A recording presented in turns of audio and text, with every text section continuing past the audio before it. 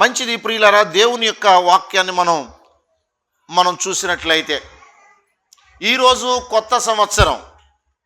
Praise the lord. ఏ సంవత్సరం? కొత్త సంవత్సరం. ఈ సంవత్సరం నూతనమైన దీవెనలు దేవుడు నాకు ఇవ్వాలి అని మనమందరం ఎదురు చూస్తాం దేవుని యొక్క ఆశీర్వాదం కొరకు. అయితే ఈ రోజున, ఈ కొత్త సంవత్సరం రోజున బైబిల్లో నుండి కొన్ని విషయాలు మనం తెలుసుకుందాం. దేవుడు ప్రతి ఏటా కూడా ఒక కొత్త సంవత్సరం ఇస్తున్నాడు. ఇప్పుడు మీ జీవితంలో ఎన్ని కొత్త సంవత్సరాలు ఇచ్చాడు తెలుసండి? ఎగుడు దిగుడుగా ఉంటాయి, అందరికీ ఒకేలా ఉండవు. ఎవరి వయసు ఎంతో అన్ని కొత్త సంవత్సరాలు ఇచ్చాడు దేవుడు. అవునా కాదండి? 10 సంవత్సరాల పిల్లవాడు ఉంటే ఆడికి 10 నూతన సంవత్సరాలు, 10 కొత్త సంవత్సరాలు ఇచ్చాడని అర్థం. అంతేనా? 20 సంవత్సరాల వారికి అయితే ఎన్ని కొత్త సంవత్సరాలు ఇచ్చాడు? 20 కొత్త సంవత్సరాలు ఇచ్చాడు. అదే 40 వారికి అయితే 40 కొత్త సంవత్సరాలు ఇచ్చాడు. అదే 50 వారికి అయితే 50 కొత్త సంవత్సరాలు. 70 వారికి అయితే 70 కొత్త సంవత్సరాలు. ఇలాగున ప్రతి ఏటా ఒక కొత్త సంవత్సరాన్ని మన జీవితంలో దేవుడు మనకు అనుగ్రహిస్తున్నాడు. దేవునికి స్తోత్రం. నేను 50 కంటే ఎక్కువ కొత్త సంవత్సరాలని నేను పొందుకున్నాను. ఎవరి దగ్గర నుంచి? దేవుని దగ్గర నుంచి. మీరు కూడా మీ వయసును బట్టి మీరు కూడా దేవుని దగ్గర నుంచి ఎన్ని పొందుకున్నారు? కొత్త సంవత్సరాలు మీ వయసును బట్టి పొందుకున్నారు. నేను 53 కొత్త సంవత్సరాలు పొందుకుని ఇప్పుడు 54లో ఉన్నాను. దేవునికి స్తోత్రం. హల్లెలూయా. అలాగే మీరు ఎన్నో కొత్త సంవత్సరాలు, మీ వయసు ఎంత అయితే అన్ని కొత్త సంవత్సరాలు పొందుకున్నారు. ఇదంతా బాగుంది. అయితే మరి ఎంతసేపు దేవుడి దగ్గర నుంచి కొత్త సంవత్సరాలు మనం పొందుకోవడమేనా? దేవునికి మనం కూడా ఏమైనా కొన్ని కొత్తవి ఇస్తే మంచిదా అని ఆలోచించాలి. మీకు అర్థమవుతుందా? దేవుని దగ్గర నుంచి 53 కొత్త సంవత్సరాలు పొందుకున్నటువంటి ఒక మనిషి, లేదా 60, 70 సంవత్సరాలు కొత్త సంవత్సరాలు పొందుకుంటూ దాటుకుంటూ వచ్చిన ఒక మనిషి, నేను కూడా దేవునికి ఏమైనా కొత్తవి ఇవ్వాలా, ఇస్తే మంచిదా, అలాంటి వాటి గురించి బైబిల్ ఏమైనా కొత్త అనేటి వాటి గురించి ఏమైనా మాట్లాడుతుందా అనే విషయాన్ని మనం ఈ రోజున ఒకసారి ఆలోచించాలి. New year, new year, new year, కొత్త సంవత్సరం, కొత్త సంవత్సరం, కొత్త సంవత్సరం అంటున్నాం. అది మంచిదే. అయితే బైబిల్లో కొంతమంది దేవునికి క్రొత్త వాటిని ఇచ్చినటువంటి వారు ఉన్నారు. మీకు ఈవేళ నేను కొత్త వాటిని మనం దేవునికి ఇవ్వాలి అనే దాని మీద మీకు వర్తమానం అందిస్తూ దానికి కారణం ఏంటో చెప్పాను. దేవుడు ప్రతి ఏటా నీకు కొత్త సంవత్సరాన్ని ఇస్తున్నాడు. ఆ ఒక సంవత్సరాన్ని ప్రపంచంలో నువ్వు కోట్లు పెట్టినా సరే కొనలేవు. కొనగలరా ఎవరైనా? ఒక సంవత్సర కాలాన్ని డబ్బుతో ఎవరైనా కొనగలరా? అలాంటి విలువైనటువంటి సంవత్సరాలను, నూతన సంవత్సరాలను, కొత్త సంవత్సరాలను దేవుడు నా బ్రతుకులో, మీ బ్రతుకులో, మనందరి బ్రతుకులో దేవుడు ఏటేటా అనుగ్రహిస్తూ ఉన్నాడు. కానీ నిజమే కదా, దేవుని దగ్గర నుంచి 50 కొత్త సంవత్సరాలను పొందుకున్నానే, నేను దేవునికి ఏమైనా కొత్తవి, నేనేమైనా పోనీ 50 పొందుకున్న నేను 4-5 అన్నా ఏమైనా కొత్తవి దేవునికి ఇవ్వగలిగానా అనేటువంటి విధంగా మనం ఆలోచన చేస్తే బైబిల్ గ్రంథంలో కొన్ని విషయాలను అక్కడక్కడ వ్రాయబడినటువంటి వాటిని సమకూర్చి మీకోసం కొన్ని విషయాలు అందించే ప్రయత్నం చేస్తాను. ఇక్కడ బైబిల్ గ్రంథంలో ఒక ఆయన దేవుని పరిచర్య నిమిత్తం కొత్త వస్త్రాన్ని ఇచ్చాడు. ఆ మాట మనం చూసినట్లయితే రాజులు మొదటి గ్రంథం 11వ అధ్యాయం 29-30 వచనాలు చదివితే అక్కడ ఈ విధంగా వ్రాయబడి ఉంటుంది. అంతటా యెరోబాము యెరూషలేములో నుండి బయలు వెళ్ళిపోగా షిలోహీయుడును ప్రవక్తయు నగు అహీయా అతనిని మార్గమందు కనుగొనెను. అహీయా, చూడండి, అహీయా క్రొత్త వస్త్రము ధరించుకొని ఉన్నాడు. వారిద్దరూ తప్ప పొలములో మరి ఎవడునూ లేకపోయాను. అంతటా అహీయా తాను ధరించుకొని ఉన్న క్రొత్త వస్త్రమును పట్టుకొని 12 తునకలుగా చింపి యెరోబాముతో ఇట్లనెను, ఈ 10 తునకలను నీవు తీసుకొనుము. ఇశ్రాయేలీయుడైన దేవుడైన సెలవిచ్చినదేమనగా చాలు. ఇక్కడ రాయబడిన మాట ఏంటంటే, అమ్మా, అహీయా అనే ఒక ప్రవక్త ఒక కొత్తగా నియమించబడిన రాజు విషయంలో ఒక రోజున పొలంలో వెళుతూ ఉండగా యెరోబాము అనే ఆయన ఎదురు వస్తున్నాడు ప్రవక్త గారికి. ప్రవక్త గారు అప్పుడే కొత్త వస్త్రం వేసుకున్నాడు. ప్రవక్త దైవజనుడు అప్పుడే నూతన వస్త్రం ధరించుకున్నాడు.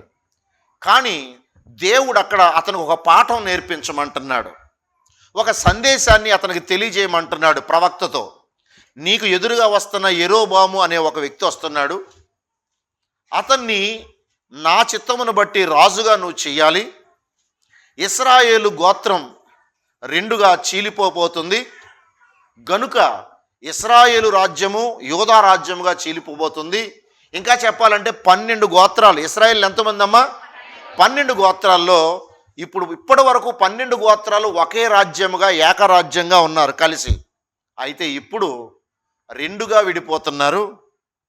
గనుక నీకు ఎదురొస్తున్నటువంటి యెరోబామును 10 గోత్రములకు రాజుగాను, సొలొమోను కొడుకును 2 గోత్రములకే రాజుగా చెయ్యమని దేవుడు చెప్పాడు. కాబట్టి ఆ సందేశం తెలియచేయటానికి తాను ఏదైతే నూతన వస్త్రమును ధరించాడో ఆ నూతన వస్త్రాన్ని ఏం చేశాడమ్మా? 12 ముక్కలుగా చింపాడు. అంటే తన నూతన వస్త్రాన్ని లేదా క్రొత్త వస్త్రాన్ని దేవుని పరిచర్య కొరకు ఆయన అక్కడ ఉపయోగించాడు.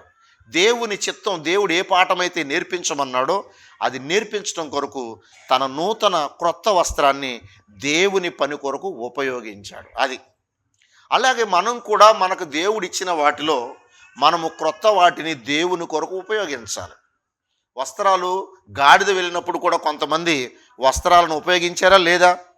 ఉపయోగించారు. అంటే దేవుని పని కొరకు మనము మన వస్త్రాలను కూడా కొన్నిసార్లు ఉపయోగించాలి. అలాగే దేవుని నామములో కొంతమందికి మనం కొత్త వస్త్రాలను బహూకరించాలి. బేదలకు, అభాగ్యులకు, అనాథులకు, వితంతువులకు, ఏమండి, దైవజనులకు ఇలాగ సమాజంలో మనము నూతన వస్త్రాలు అందించడం అనేటువంటిది దేవుడు మనకిచ్చిన కృప. ఎందుకంటే నాకు నూతన సంవత్సరం ఇచ్చాడు దేవుడు. దేవుడు నూతన సంవత్సరం నాకు ఇచ్చినప్పుడు, అంటే ఒక సంవత్సరం ఆయుష్కాలను కొనడానికి ఎంత డబ్బు సరిపోద్ది మీరు చెప్పండి అమ్మ? ఒక సంవత్సరం ఆయుష్కాలను కొనడానికి ఎంత డబ్బు కావాలి? 1,00,000 రూపాయలతో కొనవచ్చా? 1,00,000 రూపాయలతో ఒక సంవత్సర కాలాన్ని కొనలేమా? 1,00,00,000 రూపాయలు, 1,00,00,000 రూపాయలతో కూడా కొనలేమా? 1,00,00,000 రూపాయలు కాదు కదా, 100 కోట్లతో కూడా, 1,00,000 కోట్లతో కూడా అంత గొప్పది నీకు నాకు దేవుడిచ్చిన ఒక సంవత్సర కాలపు ఆయుష్కాలం.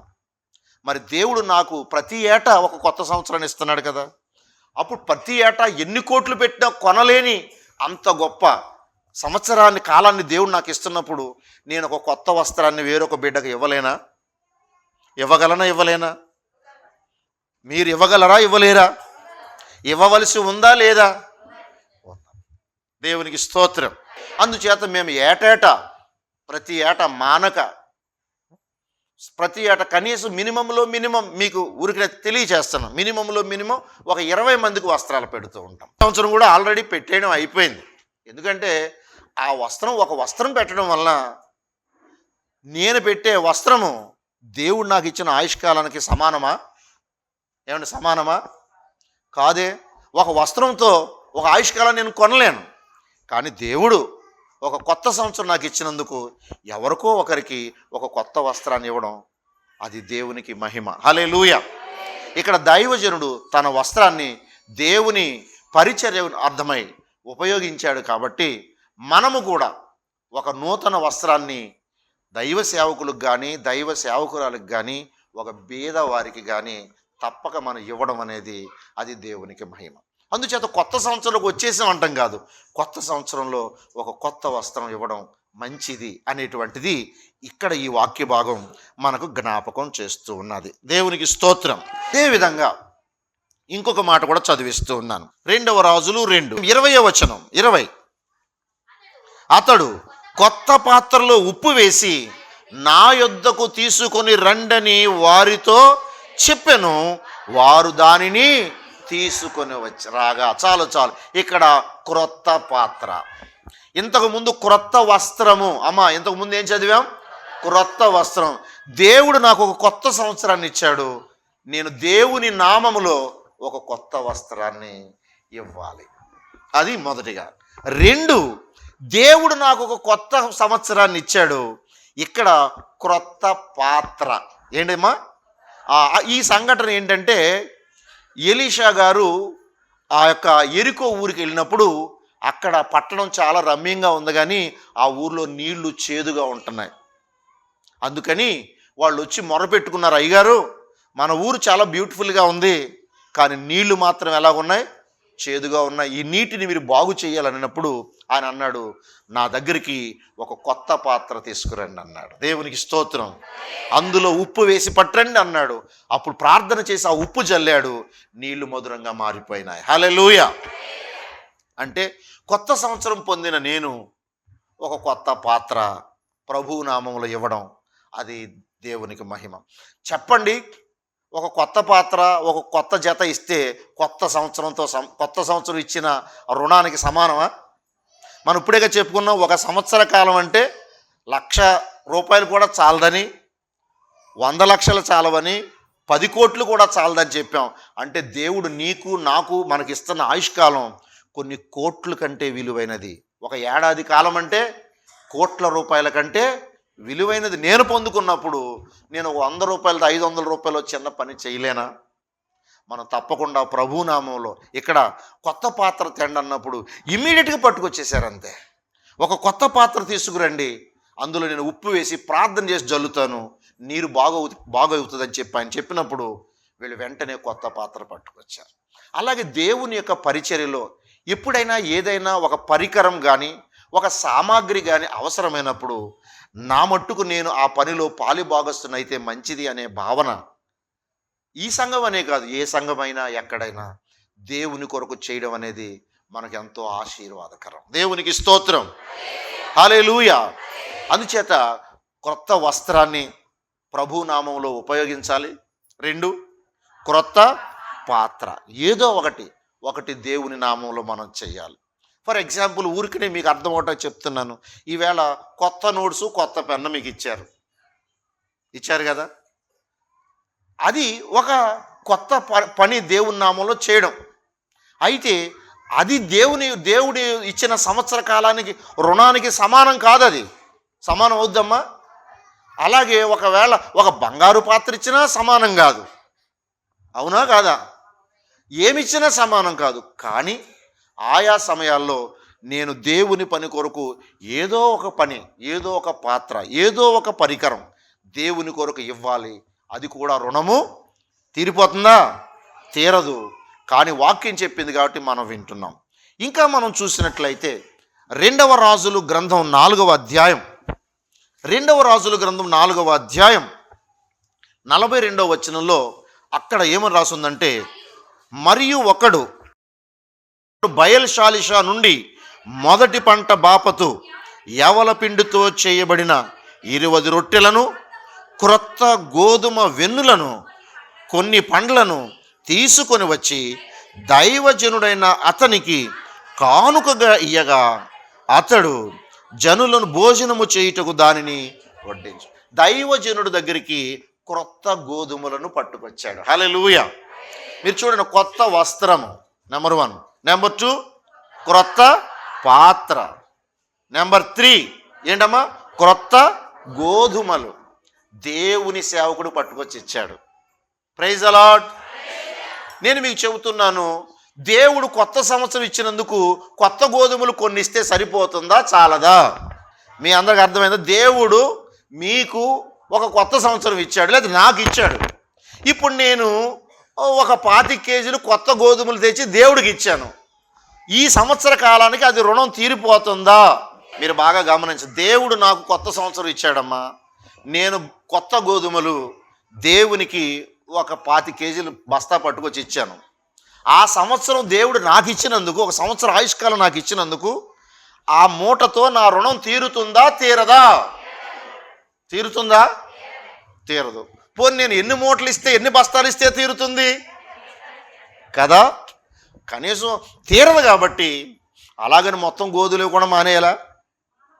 కొన్నైనా దేవునికి ఏం చేయాలా? ఇవ్వాలి కదా. దేవుని వాక్యం మనకి ఊరికి నేను చెప్పలేదు. చర్చిల్లో, దేవుని మందిరాల్లో దైవ సేవకులు, నేనే కాదు, ఎక్కడైనా ఏ దైవజనుని చెబుతున్నారంటే అది దానికి బైబిల్లో ఎక్కడో ఒక కారణం ఉంటుంది. అర్థమవుతుందా? బైబిల్లో ఎక్కడో ఒక కారణం ఉంటుంది. అది మనం గై కొనాలి. ఇప్పుడు ఈయన ఏం చేశాడంటే కొత్త గోధుమలు పట్టుకొచ్చాడు. భోజనాలు జరుగుతున్నాయి. అక్కడ చాలామంది ఉన్నారు. దైవజనుడైన ఎలీషా కాలంలో జరిగింది ఇది. ఒక ఆయన కొత్త గోధుమలు ఇంకా కొన్ని పట్టుకొచ్చాడు. ఎవలు అలాగే పండ్లు పట్టుకొచ్చాడు. వాటితో పాటు నేను క్రొత్త అనే మాట మీద మాట్లాడుతున్నాను కనుక కొత్త గోధుమలు పట్టుకొచ్చి ఇచ్చాడు. మనం కూడా దేవుడు నాకు సంవత్సరం ఆయుష్కాలం ఇచ్చినందుకు నేను కూడా ఎప్పుడైనా ఎవరికైనా మందిరంలో కావచ్చు, లేకపోతే ఎవరికైనా ఒక కష్టంలో ఉన్నవారికి నేను కూడా ఒక గోధుమల బస్తా ఇచ్చాననుకోండి, అది రుణం తీరదు. కానీ నాకు కొత్త సంవత్సరం దేవుడు ఇచ్చినందుకు నేను ఒక కొత్త బస్తా ఎవరికైనా ఇస్తే అది దేవునికి ఇష్టమైన కార్యం అవుతుంది. కొత్త సంవత్సరాలు పొందుకోవడం కాదు. దేవుడు నాకు కొత్త సంవత్సరం ఇచ్చాడు, హ్యాపీ న్యూ ఇయర్, దేవుడు నాకు కొత్త సంవత్సరం ఇచ్చాడు, హ్యాపీ న్యూ ఇయర్ అని విశేష చెప్పుకోవడం, శుభాకాంక్షలు ఫోన్లో పంపుకోవడం మాత్రమే కాదు. కొత్త సంవత్సరం దేవుడు నాకు ఇచ్చినందుకు నేను కూడా కొన్ని కొత్తవి చేయవలసి ఉన్నాను. వాటిలలో ఏదైనా నేను చేస్తున్నానా? దేవుడి దగ్గర నుంచి ఒక ఆయుష్కాలం, కొన్ని కోట్లైనా సరే కొనలేని ఆయుష్కాలను సంవత్సర కాలం పాటు దేవుడు నాకు ఇస్తుంటే నేను ఒక చిన్న దానిని చేయలేనా? మనము చెయ్యవలసిన వారమై ఉన్నాం. హల్లెలూయా. ఇక్కడ మనం చూసినట్లయితే మీకు అర్థమైంది. మొదటిగా క్రొత్త వస్త్రం. మీరు కొత్త సంవత్సరంకి వచ్చినప్పుడు, సంవత్సరంలో కొత్త సంవత్సరం వచ్చిన తర్వాత కొత్త సంవత్సరంలో ఒక్కరికైనా కొత్త వస్త్రం పెట్టండి. కొత్త సంవత్సరం దేవుడు మీకు ఇచ్చినందుకు ఆయన సంతోషిస్తాడు. 2, క్రొత్త పాత్ర. ఏదో ఒకటి, ఒక మెటీరియల్ రూపంలో ఏదో ఒక థింగ్, ఏదో ఒక పరికరం, ఇంట్లో ఉపయోగపడేది. ఒక చిన్న హాట్ బాక్స్ ఇవ్వచ్చు, ఒక భోజనం చేసే ప్లేట్ ఇవ్వచ్చు, లేకపోతే అంటే నేను ఇదేదో ఊరినే చెప్తున్నాను సుమా, ఏదో ఒకటి, ఒక ఇంట్లో అవసరమైన ఒక చిన్న పరికరాన్ని, ఉపయోగపడేది, వాళ్ళకు అవసరమైంది ఒక పాత్ర అంటే దాని అర్థం అదే. ఏదో ఒకటి, ఏదో ఒక వస్తువు, ఏదో ఒక వస్తువు. దేవుని నామములో కొత్త సంవత్సరం పొందుకున్నందుకు కొత్త వాటిని ఇవ్వాలి. దేవునికి ఎప్పుడు కూడా కొత్తవి చేయడం మనం చేస్తే ఆయన సంతోషిస్తాడు. ఇప్పుడు ఇది దేవుని మందిరం. ఏం చెప్పండి అమ్మా? ఇది ఈ దేవుని మందిరంలో సెకండ్ హ్యాండ్గా కొన్నది ఒక్క గుండు సూది కూడా లేదు, ఉండదు కూడా. దేవుని స్తోత్రం. ఈ దేవుని మందిరంలో సెకండ్ హ్యాండ్ కొన్నామండి ఇది అన్నది ఒక ఇటుక ఉండదు, అర్థమైందా? ఒక ఐరన్ ఉండదు, ఒక కాంక్రీట్ ఉండదు, ఒక వుడ్ ఉండదు, ఒక చెక్క ఉండదు, ఒక ఫ్యాన్ ఉండదు, ఒక లైట్ ఉండదు, ఏమీ ఉండదు. సెకండ్ హ్యాండ్ మెటీరియల్ ఒక్కటి కూడా మందిరంలో, గుండు సూది కూడా ఉండదు. ఇప్పుడు ఉన్నవన్నీ దేవుని మందిరంలో మనం కొత్తగా షాపు నుంచి తెచ్చుకుని పెట్టుకున్నవే. దేవునికి స్తోత్రం. ఎందుకని? తక్కువలో వస్తే తక్కువలో వెళ్తుంది కదా. ఒక ఆయన అన్నారు, అయ్యగారు మేము ఆ గుమ్మం చేస్తున్నప్పుడు ఎవరో ప్రేమతోనే చెబుతారు, అది నాకంటే ఏది ఎప్పుడు కూడా దేవాలయము అనేటువంటిది ఉంటే కనుక ఏది రెండవ సెకండ్ హ్యాండ్ కొనడానికి నేను ఎప్పుడు ఇష్టపడలేదు. అయితే అక్కడ కూడా చెప్పినప్పుడు అక్కడ చెక్కలు అమ్ముతున్నారండి, టేకే మనకు సగం రేటుకి అయిపోద్ది. ఎంత రేటుకి అయిపోద్ది? సగం రేటుకి అయిపోద్ది. ఆ గుమ్మానికి దాదాపు మరి ఎంత అయిందో నాకు గుర్తులేదు, 1,80,000 రూపాయలు అయింది ఆ గుమ్మానికి. ఏది మనం రోజు వచ్చి వెళ్తున్నా ఆ ఎంట్రన్స్ గుమ్మం.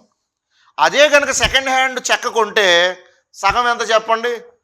1,80,000కి సగం ఎంత? 90,000 కలిసి వస్తుంది కదా.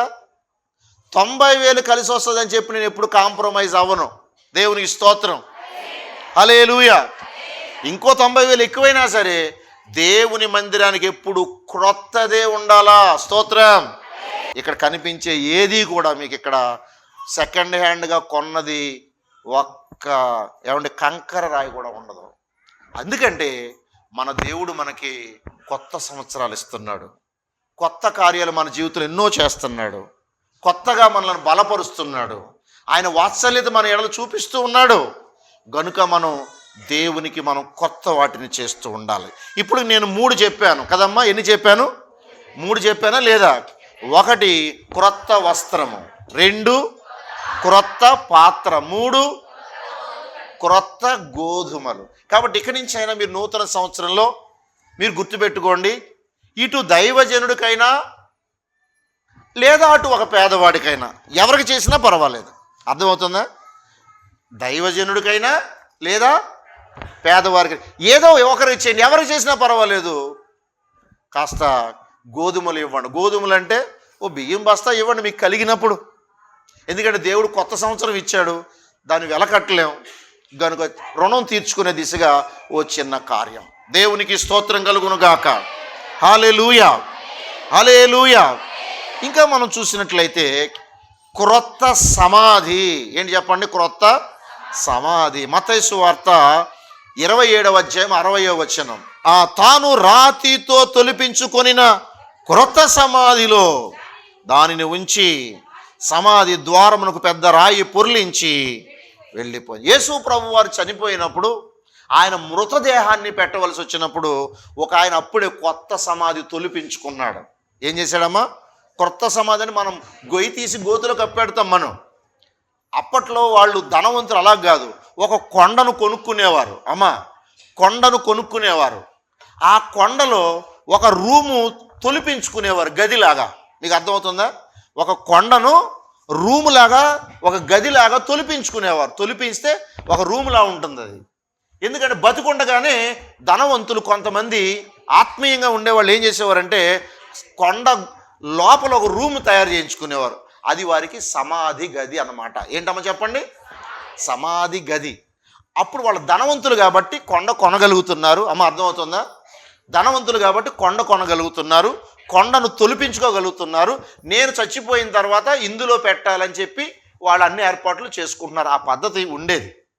అయితే అరిమతయి యోసేపు అనే ఒక ఆయన ధనవంతుడు, ఆయన ప్రభువునందు విశ్వాసం కలిగిన వాడు. అందుకని తన మరణం గురించి ముందే ఆలోచించుకొని ఒక కొండ కొనుక్కొని దాన్ని తొలిపించుకొని నేను చనిపోయిన తర్వాత నా దేహం అందులో పెట్టాలని, తర్వాత దానికి క్లోజ్ చేయడానికి ఒక పెద్ద రాయి, గుమ్మాన్ని క్లోజ్ చేయడానికి బయట నుంచి పెద్ద మన రోడ్ రోలర్ చక్రాలు ఉంటాయి చూసారా? మన రోడ్లు వేసేటప్పుడు రోడ్ రోలర్ చక్రం ఎంత ఉంటుంది, అలా అంతకన్నా పెద్ద కూడా అలా క్లోజ్ చేసేసేవారు అన్నమాట. ఇంకా ఆ బాడీ అక్కడే ఉంటుంది, అది ఆయన సమాధి అన్నమాట. అయితే ఆయన అలా చేసుకుని కొత్తగా తొలిపించుకున్నాడు సమాధి. ఈలోగా యేసు ప్రభు వారిని సిలువ వేసినప్పుడు ఆయన చనిపోతే అప్పుడు ఆయన అనుకున్నాడు, ఈ కొత్త సమాధి నాకంటే నా యేసయ్యకి ఇస్తే మంచిది అనుకున్నాడు. దేవునికి స్తోత్రం, హల్లెలూయా. నిజంగా అప్పుడు ఆయన ఏం చేశాడంటే వెంటనే అధికారులతో మాట్లాడి, అయ్యా యేసు ప్రభువుకి నేను తొలిపించుకున్నాను, నా కోసం తొలిపించుకున్నాను, ఇది కొత్తది, ఇది కొత్త సమాధి, దీన్ని యేసయ్యకి ఇచ్చేస్తున్నాను. అందుకే ఈవేళ యెరూషలేము మనం అందరూ అటు వెళ్ళినప్పుడు ఆ సమాధినే చూస్తున్నారు. ఒక ఆయన దాన్ని డొనేట్ చేశాడు, స్పాన్సర్ చేశాడు అనుకోండి మీ మాటలో, మీకు అర్థం అవ్వాలంటే. ఒక సమాధి తన కోసం ఏదైతే కొత్తగా తొలిపించుకున్నాడో అది నాకొద్దు, అది ఎవరికి ఇవ్వాలనుకున్నాడు చెప్పండి? అందుకే కదా ఈవేళ చరిత్రలో నిలిచిపోయాడు. ఈవేళ అరిమతయి యోసేపు ఇచ్చిన సమాధి యేసు ప్రభు తిరిగి లేచిన సమాధి. చరిత్రలో అరిమతయి యోసేపు ఆ సమాధి ఇచ్చిన ఆయన ఎప్పుడో చచ్చిపోయాడు. ఇప్పటికీ సాక్ష్యార్థమై ఆ సమాధి నిలిచి ఉందా లేదా? అది పాత సమాధియా కొత్త సమాధియా? క్రొత్తది. హల్లెలూయా. మీరు బాగా గమనిస్తే దేవుని కోసం మనం ఏమిచ్చినా రుణము. ఎందుకంటే ప్రతి ఏటా ఒక కొత్త సంవత్సరం. ఇప్పుడు 2026 అనేది పాత సంవత్సరమా కొత్త సంవత్సరమా? 2026 అనేది ఇప్పుడు మనకి ఈరోజు జనవరి 1 పాత సంవత్సరమా కొత్త సంవత్సరమా? క్రొత్త సంవత్సరం. కొత్త సంవత్సరాన్ని నేను మిమ్మల్ని అడుగుతున్నాను, మీరు జవాబు చెప్పండి. ఈ కొత్త సంవత్సరాన్ని మీరు ఎంత డబ్బు చెల్లించి దేవుడి దగ్గర కొన్నారు చెప్పండి. ఒకవేళ దేవుడు కనుక ఒక కొత్త సంవత్సరాన్ని బేరం పెడితే నువ్వెంతకు కొనగలవు చెప్పండి? 26 సంవత్సరం ఆయుష్కాలం కొనుక్కోవాలి. నువ్వెంత డబ్బు పెట్టి 2026 జనవరి 1వ తారీఖు నుంచి మళ్ళీ డిసెంబర్ 31 వరకు ఎంత సొమ్ము చెల్లిస్తే కొనగలవు నువ్వు దేవుని దగ్గర? మొత్తం నిన్ను నీవు అమ్ముకున్నా సరే, నీకు ఉన్నవన్నీ అమ్ముకుని నిన్ను నీవు అమ్ముకున్నా సరే దేవుని దగ్గర దాన్ని కొనలేవు. అది నీ వల్ల నా వల్ల అవుతుందా? కానీ దేవుడు మన దగ్గర ఏమైనా ఆశించాడా? మనకు అంత విలువైన నూతన సంవత్సరాన్ని, అంత వాల్యుబుల్ న్యూ ఇయర్ని, అంత ఖరీదు, కోటి లక్షలు కాదు, లక్ష కోట్లు కాదు, మిలియన్ ట్రిలియన్ ఎన్ని కోట్లతో కొనలేంది ఫ్రీగా ఉచితంగా ఇచ్చాడు. అందుకని నేను ఆయా సమయాల్లో నేను కూడా దేవునికి కొన్ని కొత్త వాటిని అప్పుడప్పుడు ఇవ్వడం మంచిదా కాదా? రుణం తీర్చుకోవడంలో ఇది ఒక మంచి కార్యమా కాదా? అందుచేత ఎంతసేపు దేవుని నుంచి మనం ఎక్స్పెక్ట్ చేయడమే కాదు, దేవుడి దగ్గర మనం ఆశించడమే కాదు. ఆశించడం తప్పేం కాదు. దేవుని దగ్గర దేవుని పిల్లలు ఆశించడం ఎప్పటికీ తప్పు కాదు. తండ్రి దగ్గర బిడ్డలు ఆశించడం తప్పు కాదు. అలాగే దేవుని పిల్లలుగా మనం మన దేవుని దగ్గర నుంచి ప్రతి దానిని ఆశించడం, అంటే మనకు కావలసిన వాటిని ఆశించడం తప్పు కాదు. అదే సమయంలో నా తండ్రి కోసం నేను కూడా ఏమైనా చేయాలి కదా. ఇప్పుడు నాన్నగారి దగ్గర నుంచి అన్నీ పొందుకుంటున్నాం. నాన్నగారికి మీకు ఏ ఆహారం కావాలి నాన్నగారు, ఒక మంచి భోజనం చేస్తారా అని తిరిగి నాన్నగారికి నేను ఏమైనా చేయాలి కదా. నాన్నగారికి ఎప్పుడైనా ఒక మంచి వస్త్రం కొనాలి కదా. లేదా నాన్నగారికి ఇష్టమైంది, లేదా నాన్నగారికి అవసరమైన దాన్ని నేను కూడా చేయాలి కదా. ఎప్పుడు నాన్నగారి దగ్గర నుంచి పొందుకోవడమేనా, తిరిగి నేను కూడా నాన్నగారికి ఏమైనా చెయ్యాలా వద్దా? అలాగే ఈవేళ మనం అందరం కూడా దేవుని నుండి ఎన్నో పొందుకోలేదా? అన్నిటికంటే విలువైంది ఒక సంవత్సరం యొక్క ఆయుష్కాలము. దీన్ని డబ్బుతోనూ బంగారంతోనూ వజ్రాలతో వైడూర్యాలతో కొనలేము. దేవుడు మనకి ఉచితంగా ఇచ్చాడు. దేవుని స్తోత్రం. అందుకని అప్పుడప్పుడు ఏదైనా నూతనమైనవి దేవునికి ఇవ్వండి. దేవునికి స్తోత్రం కలుగునుగాక. Praise the Lord. హల్లెలూయా. ప్రతి సంవత్సరాన్ని నేను జనవరి 1 లెక్కేసుకుంటే అది కొత్త సంవత్సరం అవుద్దా, పాత సంవత్సరం అవుద్దా? అలా 53 కొత్త సంవత్సరాలు నా జీవితం ఇచ్చినందుకు నేనేం చేసినా రుణం తీరదు. అయితే మీరు కూడా అంతే, మీరు ఏదో ఒకటి చేయండి. అయితే మీకు ఇంకొక చాలా ఇంపార్టెంట్ విషయాన్ని ఒకటి మీకు తెలియచేస్తున్నాను. దేవుడు నాకు కొత్త సంవత్సరం ఇచ్చాడు కాబట్టి నేను కొత్త వాటిని అప్పుడప్పుడు, రోజు ఇవ్వలేం కదా, ఎప్పుడైనా దేవుడు మనకు కలగజేసినప్పుడు మనము చేయవలసిన వారమై ఉన్నాం. అది కూడా రుణం తీరదు. ఇప్పుడు నేను మీకు చెప్తున్నాను, మనము కొత్త వాటిని, అది వస్త్రాలనైనా, అది పాత్రలైనా, అది గోధుమలైనా, అది సమాధి అయినా, అది మరి ఏదైనా, ఇప్పుడు చెప్పుకున్న దాని ప్రకారం అది ఏదైనా దేవునికి నేను ఇస్తున్నానంటే దేవుడు నాకు ఒక వెలకట్టలేని కొత్త సంవత్సరం ఇస్తున్నాడు కాబట్టి. అదొకటే రీజన్ కాదు, ఇప్పుడు ఇంకొక రీజన్ చెప్తున్నాను మీకు. ఇప్పుడు వరకు మనం దేవునికి నామంలో కొత్త వాటిని ఇవ్వాలనుకున్నాం, మంచిదే. ఎందుకు ఇవ్వాలని ఒక కారణం చెప్పుకున్నాం. ఇప్పుడు విన్న దాన్ని బట్టి కారణం ఏంటని మీకు అర్థమైంది. ఎందుకు మనం ఇవ్వాలని చెప్పుకున్నాం? దేవుడు వెలకట్టలేని కొత్త సంవత్సరాన్ని మనకి ఇచ్చాడు కాబట్టి, మనం కొనలేని కొత్త సంవత్సరాన్ని దేవుడు మనకి ఇచ్చాడు కాబట్టి. అదే కదా ఇందాక నేను చెప్పుకుంటాం వచ్చిన, మనం కొనలేం. దేవుడి దగ్గర బేరమాడి కొనాలంటే భూమి మీద ఏ నరుడికి సాధ్యం కాదు. అయితే అంతేనా, ఇంకా ఏదైనా కారణం ఉందంటే ఇంకొక కారణాన్ని మీకు చెప్తున్నాను. మనం దేవునికి ఎందుకు కొత్త వాటిని ఇవ్వాలి అని అంటే చెప్తున్నాను చూడండి. క్రొత్త వాటిని దేవునికి ఎందుకు ఇవ్వాలంటే మన కోసం దేవుడు ఏం చేస్తున్నాడంటే కొత్త ఆకాశము, కొత్త భూమి ఒకటి తయారు చేస్తున్నాడు. దేవుని స్తోత్రం. ఈ భూమి కాదు, ఇప్పుడు కనిపించే ఆకాశం కాదు, నూతన ఆకాశము, నూతన భూమి, క్రొత్త ఆకాశము. చూడండి ఒకసారి ప్రకటన గ్రంథము 21వ అధ్యాయం. ప్రకటన గ్రంథము 21వ అధ్యాయం మొదటి వచనం మనం చూస్తే, అంతటా నేను క్రొత్త ఆకాశమును క్రొత్త భూమిని చూచితిని.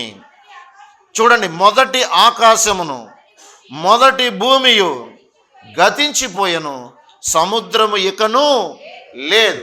ఈ మాట మీరు వింటే ఇది ముగించిన తర్వాత పూర్తిగా నేను వర్తమానాన్ని మరి ముగించడానికి అవకాశం ఉంటుంది. గమనించండి, ఇక్కడేం రాయబడి ఉంది? ఇప్పుడు దాకా దేవుడు మనకి కొత్త సంవత్సరం ఇచ్చుకుంటూ వస్తున్నాడు కాబట్టి దేవునికి ఏమైనా కొత్తవి చెయ్యాలి దేవుని నామంలో అని విన్నాం.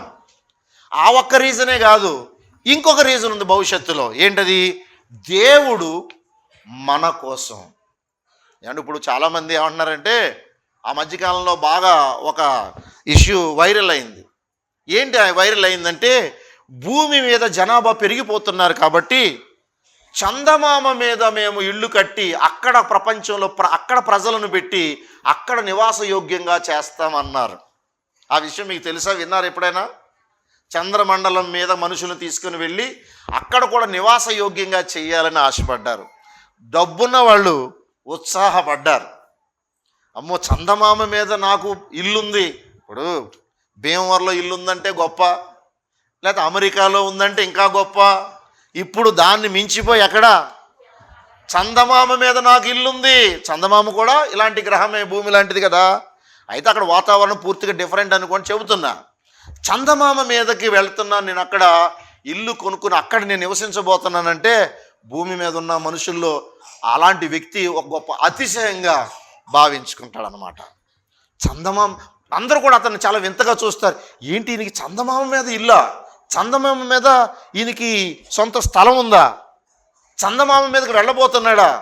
చందమామ మీద నివసించబోతున్నాడా? కొంతమంది ధనవంతులందరూ చందమామ మీదకి వెళ్ళిపోతుంటే వీళ్ళు అక్కడికి వెళ్ళిపోతున్నారా? ఏం అదృష్టవంతులండి, అసలు చందమామ మీదకి వెళ్ళటం ఏంటి, అక్కడ నివసించడం ఏంటని ఎంతో అందరూ ఉత్సుకతతో, ఉత్కంఠతో, ఆశతో, ఆసక్తితో, వింతగా, ఏమండి ఆశ్చర్యంగా చెప్పుకున్న పరిస్థితులు.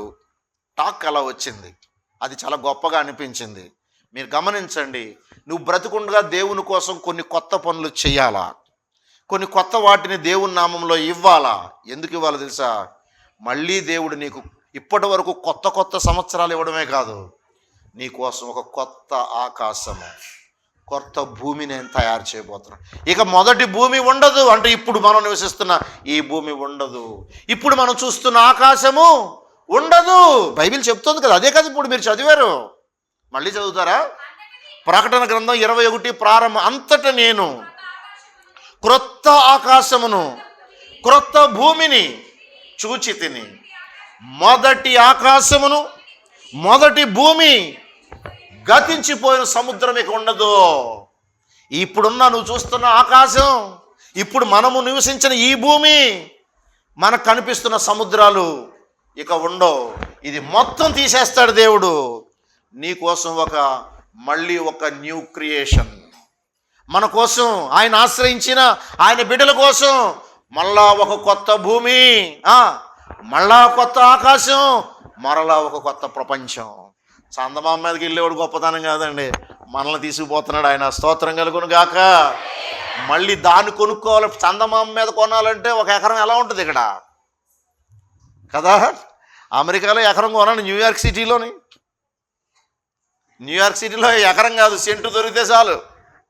ఏమండి, రాజధాని, అది ప్రపంచానికే గొప్ప వ్యాపార కేంద్రం న్యూయార్క్ సిటీ. అంటే మన వల్ల అవదు, మన బతుకంతా అమ్మినా అక్కడ కొనలేం. మరి అలాంటిది చందమామ మీద కొనగలమంటే, అబ్బో చందమామ మీద ఇంకెక్కడ కొంటామండి, చందమామ మీదకి వెళ్ళటానికే కొన్ని కోట్లు అవుతాయి ఛార్జీ, టికెట్. చందమామ మీదకి వెళ్ళటాకే టికెట్కే కొన్ని కోట్లు అవుతాయి. అక్కడి నుంచి మళ్ళీ ఇప్పుడు భూమి మీద ఉన్న పిల్లల్ని చూసి రావటాకైతే మళ్ళీ కొన్ని కోట్లు. ఎవడి వల్ల అవుద్ది? కొంతమంది ధనవంతుల వల్ల అయితే అయ్యుండొచ్చు గాక. ఒకవేళ అది నిజంగా జరిగి ఉంటే, జరగదనుకోండి, చెబుతున్నాను, అది వారికి అతిశయం. వీటికి మించి అంతకన్నా కాస్ట్లీ కొత్త ఆకాశము, క్రొత్త భూమి దేవుడికి ఇవ్వబోతున్నాడు. అది కూడా ఫ్రీ, అబ్సల్యూట్లీ ఫ్రీ, పూర్తిగా ఉచితం. స్తోత్రం కలుగునుగాక. అది కొనాలంటే మన వల్ల అవదు. నేను ఇప్పుడు ఏమన్నాను? న్యూయార్క్లో, అమెరికాలో న్యూయార్క్ మహానగరంలో కొనాలంటే మన వల్ల అవదన్నాను. చూసారా? భూమి మీదే ఇంకో చోట కొనాలంటే మన వల్ల అవట్లేదు. చందమామ మీద కొనాలంటే అసలు అవదు. కొత్తగా ఒక కొత్త ప్రపంచంలోకి వెళ్తాం. ఆ కొత్త ప్రపంచంలో కొనడం ఎవరి తరం కాదు. దాన్ని కూడా మన కోసం ఆయన ఆల్రెడీ ప్రిపేర్ చేస్తున్నాడు. స్తోత్రం కలుగునుగాక. మన కోసం ఆయన ప్రిపేర్ చేస్తున్నాడు. నిన్ను మళ్ళా కొత్త ప్రపంచంలోకి తీసుకెళ్తాం. మనం మరణించిన తర్వాత క్రొత్త ఆకాశం, క్రొత్త భూమి, ఓ న్యూ వరల్డ్, టోటల్గానే ఒక నూతన ప్రపంచం. హల్లెలూయా. ఒక కొత్త ప్రపంచంలోనికి మనం మరణించిన తర్వాత ఆయన నమ్మిన బిడ్డలను కొత్త ప్రపంచంలోకి తీసుకొని పోతున్నాడు ఆయన. అది ఇంకెంత వింతగా ఉంటుందో. అది ఇంకెంత ఆనందంగా ఉంటుందో. ఆ కొత్త ఆకాశము కొత్త భూమిలో యేసు ప్రభు సంచరిస్తూ ఉంటాడు. ఆయన ఉండే స్థలములో మనము ఆయనతో కలిసి నివసించే ఆ మహా గొప్ప ఆ కొత్త సృష్టిని దేవుడు నీకు ఉచితంగా ఇవ్వాలనుకుంటున్నాడు కదా. మరి అది కూడా ఉచితంగానే పొందుకోబోతున్నావు కదా. ఇప్పుడు దాకా కొత్త సంవత్సరాన్ని ఉచితంగా పొందుకున్నావు. మరి కొత్త ఆకాశము కొత్త భూమి కొత్త సృష్టిని మరలా నీకు దేవుడు ఉచితంగానే ఇస్తున్నాడు కదా. కొత్త సంవత్సరాన్ని ఖరీదుకి ఇచ్చాడా, ఉచితంగా ఇచ్చాడా? చెప్పండి. 31 రాత్రి మీ దగ్గర ఏమన్నా కట్టించుకున్నాడా? అమ్మా, ఫ్రీగా ఇచ్చాడు. ఎంత మంచోడు. అందుకని నువ్వు కూడా ఫ్రీగా కొంతమందికి ఏదైనా సహాయపడు. నేను నీకు చాలా ఖరీదైన ఆయుష్కాలం ఇచ్చాను, ఒక సంవత్సరం. నువ్వు చిన్న చిన్నవి చెయ్యి. నా దాసునికి చేస్తావో లేదా ఒక బీదవాడికి చేస్తావో చెయ్యి, స్తోత్రం కలుగునుగాక. అంతేకాదు కొత్త ప్రపంచం, దాంట్లో నీకు గొప్ప నివాసాలు అండ్ గొప్ప భవంతులు నిర్మాణం చేస్తున్నాడు. అది కూడా నీకోసం నేను కట్టిస్తున్నాను. అది నేను స్వయంగా కట్టిస్తున్నాను నీకోసం. అది కూడా నీకు ఉచితంగానే ఇస్తాను. నీవు నా కుమారుడు అయినందున, నీవు నా కుమార్తె అయినందున నీకు కొత్తది, పాతది కాదు. అది ఎవరో నివసించింది నీకు ఇవ్వటం కాదు. ఇంతకుముందు ఎవరో నివసించిన ప్రపంచం కాదు. అబ్సల్యూట్లీ న్యూ, పూర్తిగా కొత్తది. ఆ కొత్త ప్రపంచంలో కూడా నీకు శాశ్వతమైన నివాసాన్ని ఉచితంగానే ఇవ్వబోతున్నాను. అంత దాన్ని కూడా నువ్వు మళ్ళీ ఈ ఆయుష్కాలాన్ని ఇక్కడ కొనలేవు, అక్కడ కూడా స్థలాన్ని కొనలేవు. నీకు అన్నీ ఉచితంగా నేను ఇస్తున్నాను. కొత్తవి ఇస్తున్నాను, కొత్త సంవత్సరాలు ఇస్తున్నాను, కొత్త సృష్టిలోకి నిన్ను తీసుకెళ్తున్నాను. బ్రతికుండగా కొన్ని కొత్త పనులు నా కోసం, నా నామములో చెయ్యమంటున్నాడు. ఇది న్యాయంగా ఉందా లేదా? ఇది న్యాయంగా ఉందా లేదా అన్యాయంగా ఉందా? పూర్తిగా న్యాయంగా ఉంది. అది కూడా నేను చెయ్యలేను అనడం మంచిది కాదు. రోజు మీరు చేయనక్కర్లేదు. ఏడాదికి 1, 2, 3 మీకు దేవుడు డబ్బులు ఇచ్చిన రోజున, అందరికీ ఒక్కో రోజున డబ్బులు ఉండవు, అందరికీ కొత్త సంవత్సరం అప్పుడే ఉండవు, అందరికీ క్రిస్మస్ అప్పుడే ఉండవు. అంతేనా? ఏదో ఒక టైంలో మన జేబులోకి డబ్బులు వస్తాయా రావా? సంవత్సరం అంతా ఖాళీగానే ఉంటుంది జేబు, మధ్యలో పడతా ఉంటాయి కదా. అవునా? సంవత్సరం అంతా మీ పర్స్ ఖాళీగానే ఉంటుంది, హ్యాండ్ బ్యాగ్. అప్పుడప్పుడు హ్యాండ్ బ్యాగ్లో డబ్బులు పడతాయి కదా. ఎక్కడి నుంచి వచ్చి పడతాయి? మీరే బ్యాగులో పెట్టుకుంటారు, దేవుడు మీకు ఇస్తాడు కనుక. అయితే మీకు కలిగి ఉన్నప్పుడు దేవుడు ఎంత రీజనబుల్గా మాట్లాడుతున్నాడు చూడండి. మీకు దేవుడు సొమ్ము అందించినప్పుడు దైవ సేవకుడి జ్ఞాపకం చేసుకోండి, దేవుని మందిరాన్ని జ్ఞాపకం చేసుకోండి, పేదలను జ్ఞాపకం చేసుకోండి. అన్ని కొత్త వాటిని ఇస్తున్నాడు దేవుడు. ఈవేళ చాలామంది కొత్త వస్త్రాలు ధరించారు. ఎవరిచ్చారు చెప్పండి? దేవుడిచ్చాడు. హల్లెలూయా. మనం కూడా ఒక నూతన వస్త్రం ఈ సంవత్సర కాలం ముగిసే లోపుగా, అర్జెంటుగా అని చెప్పట్లేదు నేను. దేవుడు నాకు ఉచితంగా ఇంత కాస్ట్లీ ఇయర్, ఈ ఖరీదైన వెలకట్టలేని వాల్యుబుల్ సంవత్సరం నాకు ఇచ్చాడు కాబట్టి ఈ సంవత్సర కాలం ముగియక ముందే, అంటే మరలా డిసెంబర్ 31 రాకముందే నేను తప్పనిసరిగా ఈరోజు విన్న వాక్యం ప్రకారం నేను దేవుని నామములో కొన్ని కొత్త పనులు చేయాలా. హల్లెలూయా. ఎంతసేపు తండ్రి నాకు ఇవ్వు అంటమే కాదు, నేను కూడా నీకు ఇస్తాను, నేను కూడా బేదలకు సహాయపడతాను, నేను కూడా దైవ సేవలో సహాయపడతాను. నీవిచ్చిన దానికి రుణం తీర్చుకోవడానికి ఎంతో కొద్దో గొప్ప చేయమంత అయినా చేస్తాను. నేను ఏనుగంత చేయలేకపోయినా చీమంతైనా నేను తోడ్పడి నీ మాటకు, నువ్వు చేసిన కార్యాలకు, ఈ చీమ అంత కార్యం చాలా చిన్నదే అయినా అదైనా చేయటానికి నేను సిద్ధపడతాను. ప్రభువా, ఈ సంవత్సరం ఎలాగో నాకు ఆయుష్కాలం ఈ సంవత్సరం అవకాశం ఇచ్చావు, అలాంటి కార్యాలు చేసుకోవడం కూడా అవకాశం దయచేయి. అలాంటి పనులు చేసి నీ రుణం తీర్చుకోవడానికి, నా వంతుగా కృషి చేయడానికి నాకు సహాయం చేసి, ఏదో ఒక రోజున ఇలాంటి పనులు, మొదటి రోజున ఈ వాక్యాన్ని విన్నాను, ఆ వాక్యం ప్రకారంగా కొంత మంచి పనులు చేసుకునే అవకాశం దేవుడు ఈరోజు నాకు ఇచ్చాడని నేను ఆనందంగా నిన్ను స్తుతించే రోజు నా జీవితంలో కూడా దయచేయని మనల్ని మనం ప్రభువుకి అప్పగించుకున్నప్పుడు ఈ కొత్త సంవత్సరం దేవుడు మనకి ఇచ్చినందుకు ప్రభువు సంతోషిస్తాడు, మిక్కిలిగా మనం కూడా సంతోషిస్తాం. 1 తారీఖు నిన్న వాక్యం ఇదే కదా. ఈ రోజున ఒక వ్యక్తికి నేను ఉపయోగపడగలిగాను అని నీకు ఆనందం కలుగుతుంది.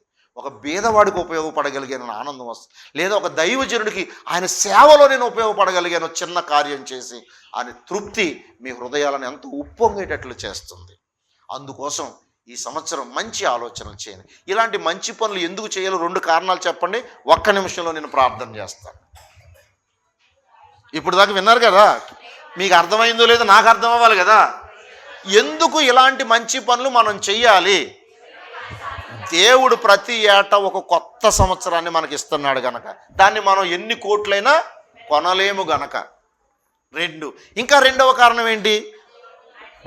మళ్ళా కొత్త ప్రపంచం ఇస్తున్నాడు. అందులోకి ఇప్పుడు చచ్చిపోయాక మళ్ళా దేవుడు మనల్ని ఇంకొక ప్రపంచంలోకి తీసుకొని పోబోతున్నాడు. ఎంత గొప్ప భాగ్యం అమ్మా, ఎంత గొప్ప భాగ్యం. మన ఆత్మలను మనం నూతన ప్రపంచంలోకి వెళ్ళబోతున్నాం. మన ఆత్మీయంగా అది కూడా మనకి ఏమైనా కట్టించుకుంటున్నాడా? ఏమైనా ఉందా? అంత గొప్పది మన బ్రతుకులో కొనలేము, మన వల్ల అవ్వదు. అది కూడా రా నా కుమారుడు నీ కోసమని మనల్ని పిలిచి ఉచితంగా ఇవ్వబోతా ఉన్నాడు. అందుకని ఈ కొద్ది లైఫ్ స్పాన్, ఈ కొద్ది ఆయుష్కాలములోనే ఏదో ఒకటి అడపా అప్పుడప్పుడు ఏదో ఒక చిన్న మంచి కార్యం చేసి ప్రభు ఇచ్చిన ఆయుష్కాలానికి ఇవ్వబోతున్న కొత్త ప్రపంచానికి రుణం తీర్చుకునే దిశగా మన వంతుగా మనం ప్రయత్నం చేద్దాం. ప్రభు ఈ కొద్ది మాటలు దీవించి ఆశీర్వదించునుగాక. ఆమేన్. ప్రార్థన చేసుకుందాం.